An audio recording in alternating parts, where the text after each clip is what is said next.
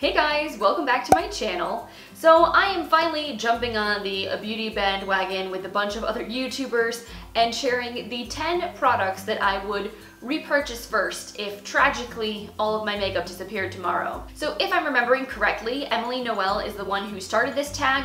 One of her subscribers posed the question to her. She thought it was a great idea, so she filmed her response, and then a whole bunch of people followed suit.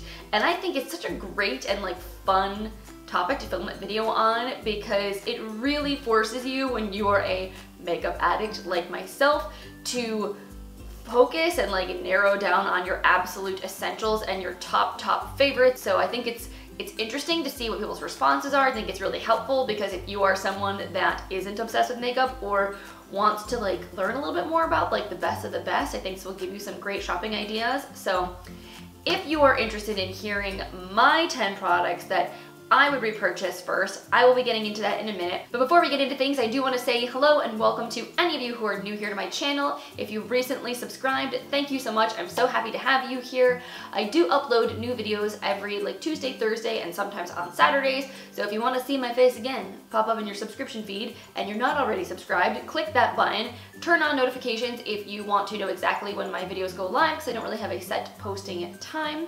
And also, if you're interested in following any of my social media platforms, everything is always linked in my description box, along with all the makeup I'm wearing on my face right now and anything else I think you guys may want to check out. Resources, I will be linking all the products I talk about today. So anyway, now that we've been formally introduced, let's get into the 10 products that I would repurchase if all my makeup was gone. I didn't want to think about it. It's terrifying. So I decided that I could live without face primer. I do think that foundation primers do help your makeup to wear longer and to go onto the skin more nicely, but if all my skincare was fine and I didn't lose all of that as well, I think I would be able to prep my skin perfectly fine with moisturizer and my sunscreen, and I could live without a primer. I would rather save one of those 10 special spots for something else. So we're just gonna skip straight to foundation, and the foundation that I decided if I was going to repurchase one first would be the BareMinerals Bare Pro Powder Foundation. This is a pressed powder foundation, and as you can see, I've already hit pan on this one. This is the second one I've gone through within the last year and a half, and I have a backup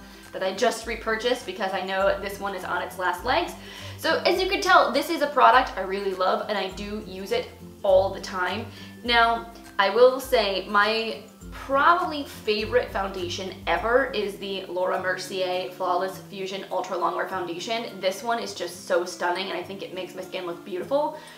But if I was going to buy this, I would also need to get a setting powder with it, and I may also want a primer. I feel like this is the foundation I wear for filming a lot of times or for special events, but for everyday wear, I usually go for the Bare Pro. So even though I absolutely love this, if I could only pick 10 products to purchase, this is the one I would get because it's already a powder, so I don't need to get a separate product to set it. I could use it basically just to lightly dust all over my face for light coverage. You can build it up to more full coverage, and I just think it's easy and covers multiple bases. So if I had to pick a foundation, this guy would definitely be it. Now, even though the coverage with this guy is decent, I still would want a concealer. Concealer is something that I use on a very frequent basis, and I had a hard time with this one. I basically had two products that were neck and neck, and it was a tough call to decide whether or not I would repurchase Tarte Shape Tape or the Too Faced new Born This Way multi-use sculpting concealer. This was my holy grail for a very, very long time, and I do still think that this concealer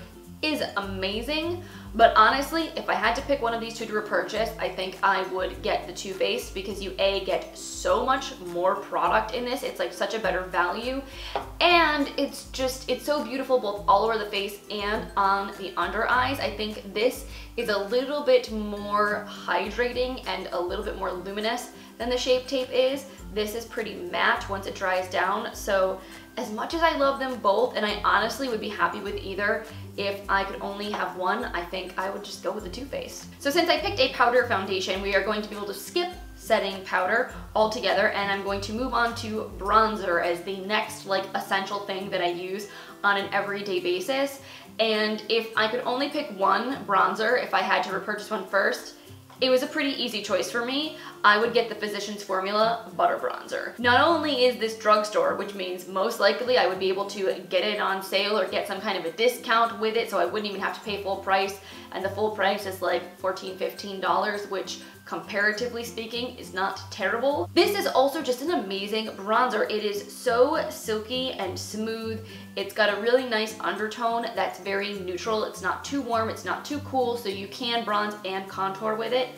And it smells like a tropical paradise. Now, the next product that I would definitely need to go out and purchase would be a blush, because I love blush. Part of the reason why I chose the name Little Blushing Birdie for my blog was kind of like a play on the fact that I'm a little bit blush obsessed. But I have a lot of blushes and I love them all for different reasons. I love having color variety, peaches and pinks and neutral tones. So trying to pick a single one, because I didn't want to take up another spot in my 10 for a second blush, was really challenging.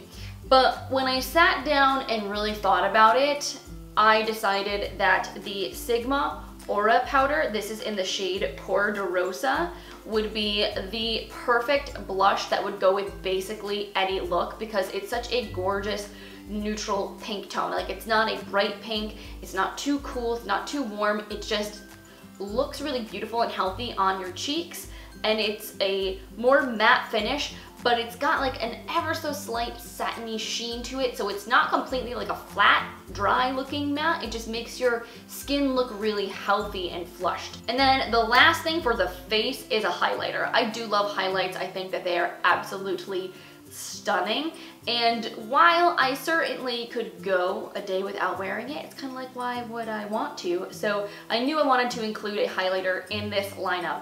And again, this was really hard because I have a lot of really beautiful highlighters. One's from Becca, one's from Ofra, one's from Pixie, and I sat there looking at everything and it was like, how do I pick one of you? Because honestly, I would probably be happy with literally any of the highlighters that I currently have in my collection because they're all stunning. But forcing myself to pick one, I think the one I would be most likely to reasonably go out and repurchase first would be the Milani. This is the Strobe Light Instant Glow Powder. This is in the shade Sunglow, which is a more kind of golden champagne type color. And this is like a $10 highlighter, so it's not that expensive, which is great and also makes it easier to justify repurchasing. But also, this particular highlight on my skin tone, which is a little more warm, has a little bit more of that golden yellow undertone to it, is so flattering, and it's just a beautiful, very sheeny, but not too sparkly and metallic type highlight. I love it. Just look at that. It's so...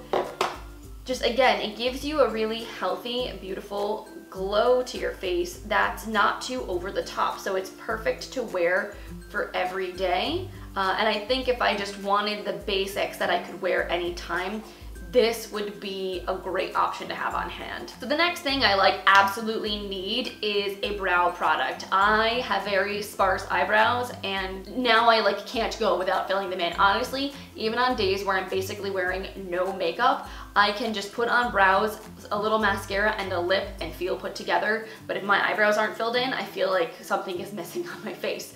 So this again is something that if I had tried to film this video 3 months ago, I would have had a hard time trying to decide what brow product I'd want to pick. But as per lately, I have fallen so in love with the Chella Tantalizing Taupe Eyebrow Cream that this is like a no-brainer. This is the first thing that I would hands down repurchase. I just talked about this in my August beauty report. I got this in my BoxyCharm. And basically it's like a brow pomade. There's a little twist off compartment here on the end, and then it has a built-in little brush for you. The only thing is you don't get a spoolie, so I do usually have a separate spoolie to kind of comb the product through when I'm all done. But this is just such a perfect shade. The taupe is perfect in my eyebrows for the color of my hair. It's not too dark, but it's not too light. It's a nice neutral color. It's not too cool and ashy, but it's also not too warm and red, which I found a lot of more brown toned eyebrow products lean very red, and it kind of doesn't look right with the color of my hair. So this both is just really easy to use. It's pretty natural, but it also lets you get a nice definition and really carve out a nice tail on your eyebrow. It's very long wearing.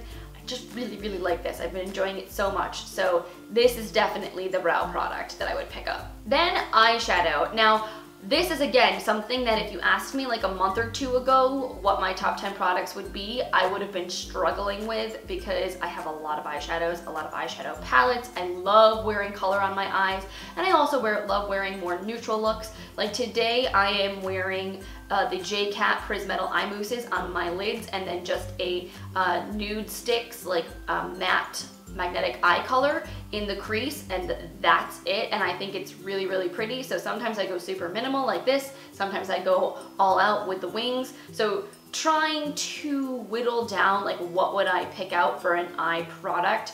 I knew I wanted an eyeshadow palette, but I would have had a really hard time trying to decide which of the many that I have would be like the one that I would get first. And to be honest, I think my original answer would have been the Jaclyn Hill palette by Morphe, just for the sheer reason that you get 35 eyeshadows and you have a nice healthy mix in here of neutrals and colors. It's a really solid palette, and I've used this a ton. I do really like it. So this probably would have been my answer previously, but then this guy just released a couple of weeks ago, or maybe just over a week ago, and honestly this is now like my new front runner. Like if I could only buy one eyeshadow palette, or I wanted just to restart my makeup collection and I needed to pick somewhere to begin, this is where I would totally start. And I think it's so appropriate, seeing as Emily Noel is the one who started this tag, and this is her palette that she just released. So I thought that was pretty nice. And I'm not just saying that, I genuinely have been loving this. I've been wearing it a lot lately. And you get, let's see, 4 times 6, 24 eyeshadows in here. And again, you get a really beautiful mix of both neutrals and colorful shades. You can create so many gorgeous looks with this. I've been absolutely loving it, and it's very affordable. This palette retails for $20.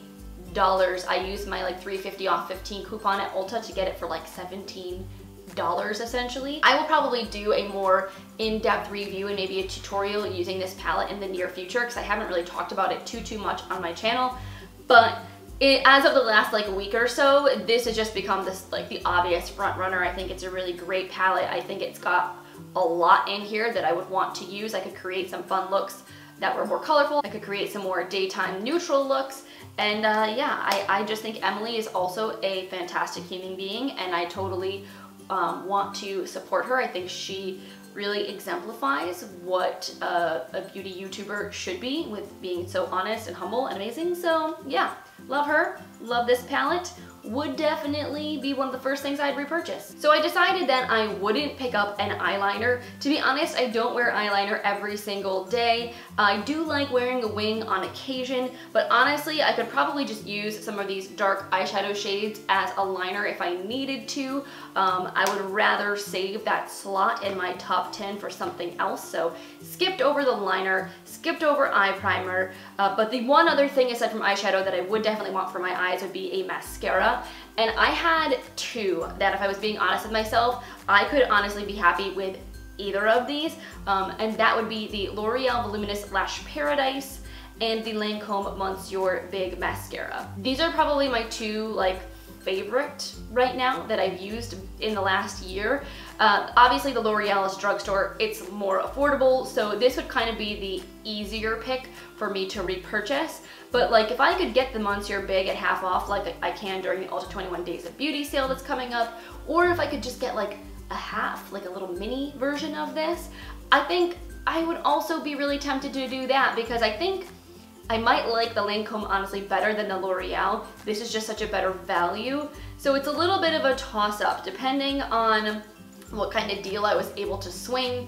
I probably would say like this one nudges this one out a little bit, but this guy is easier to repurchase. If I was dropping all this money on all this other makeup because all my makeup disappeared, I probably would want to save a couple bucks and go the L'Oreal route. But if I could get this guy really is my favorite. So if you've been paying attention, you'll realize that there are 2 spots left in my 10 products to repurchase, and I decided to save both of those spots for lip products, because I'm one of those people that can't not have options when it comes to lipstick. I think if I had only one lip color that I could wear every day, I would go a little bit crazy, just because I feel like your lip can really change up the look of your makeup so dramatically. So I ultimately decided I would want one nude lip product and one colorful lip product. I love a bold lip, a lot of fun, like colorful lip, so I wanted to have those two options. I can do without primers, I can do without setting spray, I could do without the powder, but only one lip, I can't just do one lip. So for a nude, I decided that I would grab the Physicians Formula, the Healthy Lip Liquid Lipstick in the shade Bear With Me. This is one of my favorite everyday lip colors. I've worn it so much. And honestly, this guy right here is brand new. I just bought a new tube because I had one and then I got strep throat and I had been using it when I had strep, not knowing that I had strep yet, and so I was afraid, like I didn't really want to chance having the bacteria of strep in the lip product, because I mean it is a liquid lipstick, you are like putting it on your mouth and dipping it back in. And considering this is a $6.99 lip product, I was like, you know what, it's okay. I can throw it away and get a new one. So what I love about this shade in particular is that it's a more warm toned pinky nude. It's not quite so cool and mauvey. It has a little bit of a peachy pinkness to it that I think is really flattering when you have a more yellow or golden undertone to your complexion like I do. So I just love this. Not to mention the fact that the formula is really comfortable. It's not too thick and silicone-y, but it doesn't dry down and like make your lips feel like all crackly and gross and chapped. It's really lightweight, it's just super comfortable, and it has that nice doe foot that's kind of pointed at the end, a diamond shape, so you can really draw out your lip line precisely. I think it's bomb. So this was pretty easy. It's a great lip product I use all the time, and I would be very happy if I was able to get this again. And then the final product, the bold lip that I would pick, would be the Colourpop Luxe lipstick in the shade Get a Room, which is this gorgeous, delicious, fiery orange red. And while this would definitely not be everyone's cup of tea, I'm sure, this is like, if I could pick one bold shade to wear for the rest of my life, it would be a red orange. I think it's just like my favorite. I think it looks amazing with my undertones and my skin and with my dark hair.